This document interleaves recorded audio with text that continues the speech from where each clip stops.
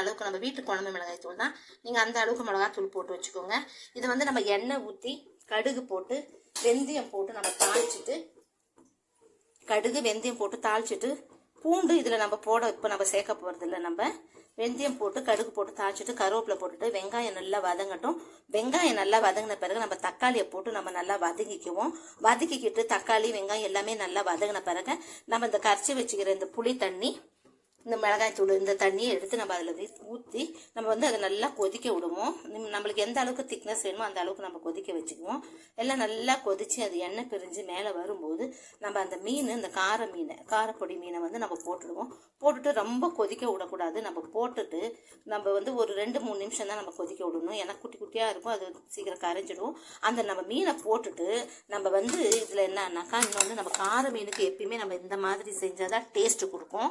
இது வந்து பூண்டு மிளகு தட்டி வச்சுருக்கேன் பாருங்கள். மிளகு 1-2 மிளகு தட்டி, இந்தமாரி பூண்டையும் தட்டி வச்சுருக்கேன் பாருங்கள். இதை வந்து நம்ம குழம்பு இறக்க போகும்போது நம்ம வந்து அதில் போட்டுட்டு நம்ம தட்டை போட்டு மூடி விட்டுட்டு நம்ம இறக்கி பாருங்கள். அவ்வளோ ஒரு டேஸ்ட்டாக இருக்கும் இந்த குழம்புக்கு. இந்த கார பொடி குழம்புக்கு நம்ம இந்த மாதிரி தான் நம்ம செய்யணும்.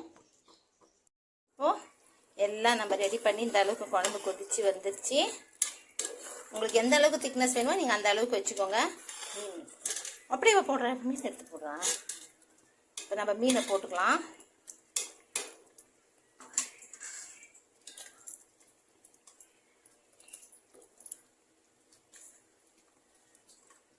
மீனெல்லாம் எடுத்து போட்டுட்டு சிம்மில் வைங்க.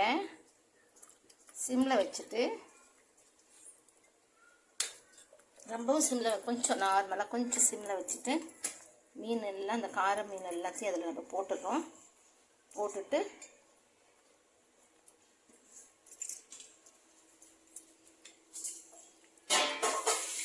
இந்த மாதிரி நம்ம போட்டாச்சு.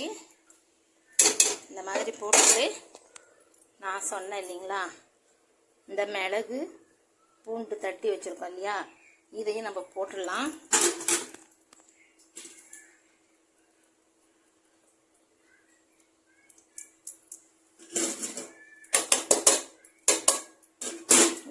அது அப்படியே வேகட்டும்.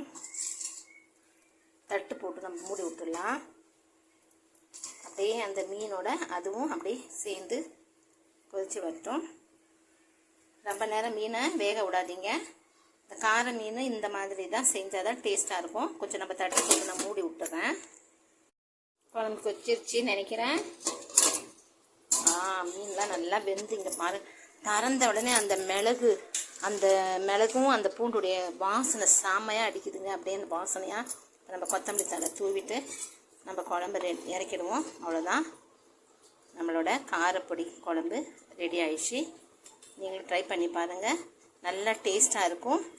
இது வந்து பத்திய குழம்பு மாதிரியும் நல்ல உடம்புக்கும் நல்லது. நீங்களும் ட்ரை பண்ணி பாருங்கள்.